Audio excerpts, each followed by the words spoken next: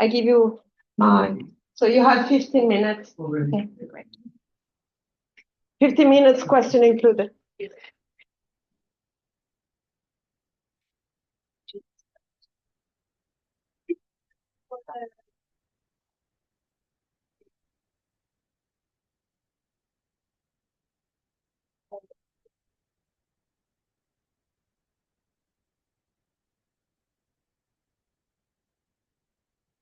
Okay, so hello everyone. I am Athanasia Papapostolou. I'm working at the Hellenic Center for Marine Research in Greece.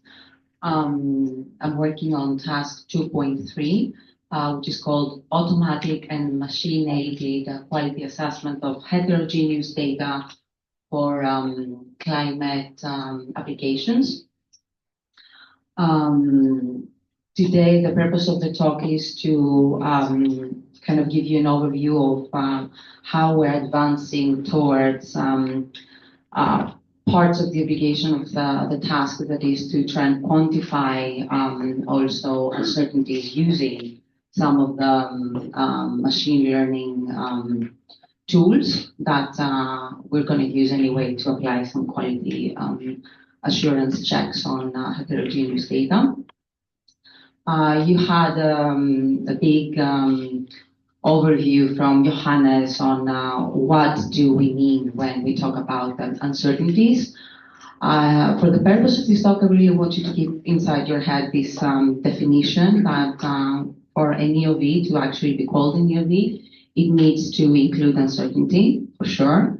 I need you to keep in mind that it's very essential to quality assurance, and it's a prerequisite for the models. And all scientists, at some point, we're going to be obliged to include uncertainties in our data if we're not already doing so.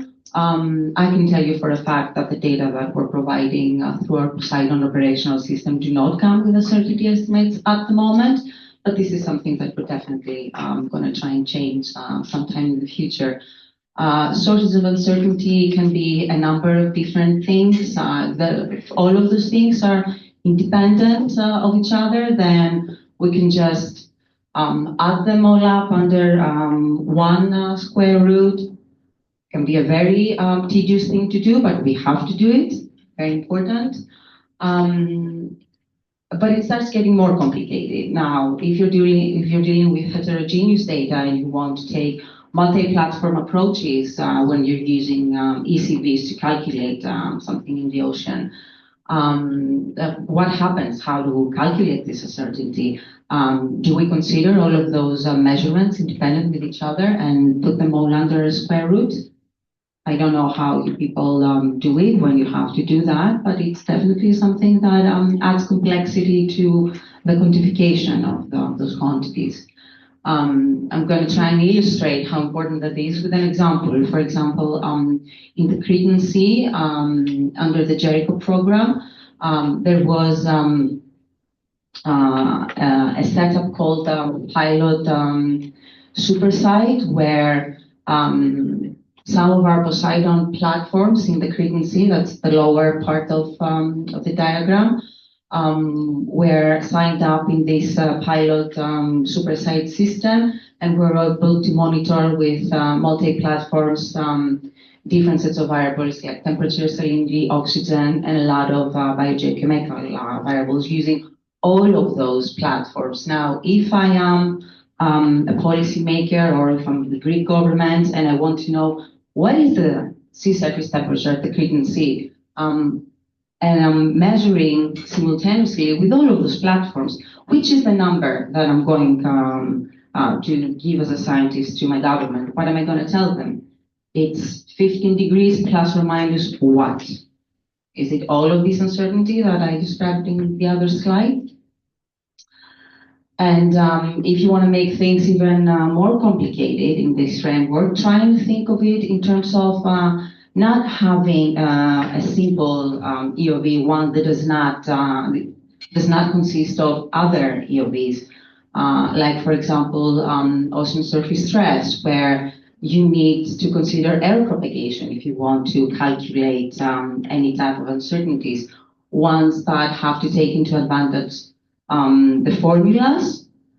And also, you have to really think about things like, okay, I have a quantity called CD or drag coefficient. This is usually calculated using bulk formula depending on the wind speed or the application or what it is that you need to do. People like to use different formulas for that. And this also needs to be going into the uncertainty. So it's not a very straightforward thing to do all the time because you need to know all possible sources of uncertainty in your measurements. It should be calculated by the data provider, the one that is providing the data. Standard deviation is not a metric that it's enough, especially in time series where the data are not independent with each other. So simple basic statistics are not representing even the uncertainty in the variability due to what nature is doing anyway. And if you're using the multi-platform approach, you need to consider all of the above for all platforms. We have now, the last 5 years, I would say, been using more extensively AI tools to quality assess the data. But can we also use them to try and train those models to reproduce uncertainty that is sort of built in those measurements? And is this even the target of what we're trying to do here? Should we just use them as quality assurance tools? Now, we have a plan of action of how to deal with this task and the rest of the tasks in our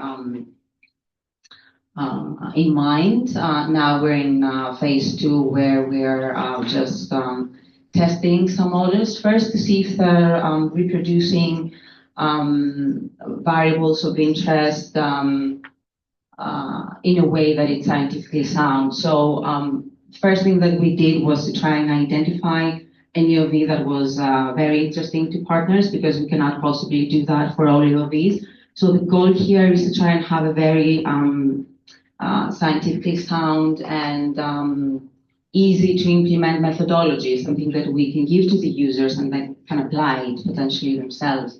So we asked partners in a questionnaire what was more interesting in terms of an EOV, where they would like us to apply it first, and we decided that we're going to start with sea surface temperature in the Mediterranean Sea and probably extend this analysis to the North Atlantic. Also, sea surface temperature and temperature in general is a really good EOV to start with because there have been a number of well-documented in-situ measurements in terms of reporting uncertainties. The World Ocean Database has a list here on the right side of studies that they are using when they are trying to see whether measurement is within the ranges they consider for their quality control flagging. Also, IQOD has a paper on that. So we have a lot of information on the uncertainty of this COV so that we can build on. Now, in terms of starting to apply the AI algorithms, we're really interested in, first of all, getting algorithms that can reproduce SST time series right, for example. So the first thing that we did, building from Aspasia's master's thesis, was to extend a little bit more the literature review, see if something revolutionary, something better came up. And we ended up in the same result as Aspasia did in her master's thesis. The long short-term memory recurring neural networks and convolutional neural networks were the best for SST time series reproduction. They have their pros and cons, both of them. They can be combined, which is the test that Aspasia is conducting right now. We started applying those algorithms, first of all, on satellite SST and on the area of Athos in Greece, where we do have the longest time series of buoy measurements, so that we can have a measure of what is happening in reality, satellites aside, which we use for the training. And we compared also of course, the satellites and the actual time series here. With the red dots is the temperature at 20 meters. It has very similar variability to the satellite. And then if you compare it to the blue dots, which is 1 meter temperature, compares very well to the satellite as well. And the variability is spot on. So that gave us confidence in the training data set that we're using is doing what nature is doing. And also it's an area that can be complemented with Argos that are also, they do have a good seasonal coverage in terms of being there in the area at different times and not just getting data for one season only. The pretty standard procedure, separate the data set into a training part, into a testing part. We got some, for someone that has not been dealing with AI too long, which is myself, suspiciously good results. Compared them with the buoy measurements, and that was suspiciously good comparison as well. I haven't done all of the metrics between observations and projections, but they seemed pretty good. So we're going to keep on moving forward towards the road of using convolution neural networks in combination with LSTMs. The next step is to try and have a data set and train the algorithms with a merged buoy data set, and then incorporate other available sources of data like Argo flows and CDTs in the area. And this is what the stage that we are on. And then the next part, which is where uncertainty comes in, is try and repeat testing by adding classification on the data based on known quality flags and see if the trained models can do a good job at spotting good quality flagged data, and maybe we need to change something in tweaking the models.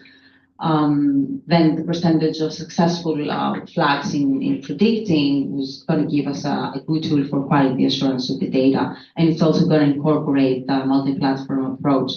But we need more information than that to actually quantify the uncertainty.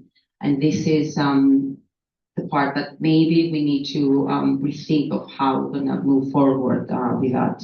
I know that there have not been a lot of studies that are trying to reproduce uncertainties, give them uncertainty time series, because no such thing exists.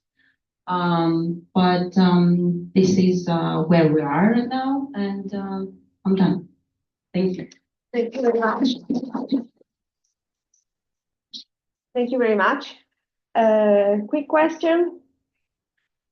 Yes. I have just a quick question. No, with the microphone. Just a quick question. You mentioned that LSTM and CNN were very good for your. And I'm wondering how much was the accuracy? Yeah, in the metrics, or how do I go back? Okay.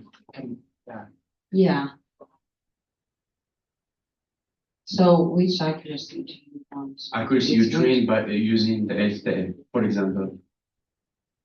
So the accuracy of the training. The accuracy of the training is, from what I know, so all of the AI experts, please help. In the accuracy of the training, there is a few metrics. Yeah. That's errors that we consider. That's errors. Yeah. And I don't know. I think that in terms of like the root mean square error is not unreasonable. I think it's doing a pretty good job. For example, that's a metric I really understand. For example, the rest of them to me is kind of all over the place. Sis is not here to explain a little bit more about that. I'm sorry. But I mean, you have the time series comparison between satellite data, and then you also have the buoy. So that's to me, who knows nothing about AI compared to other people, probably.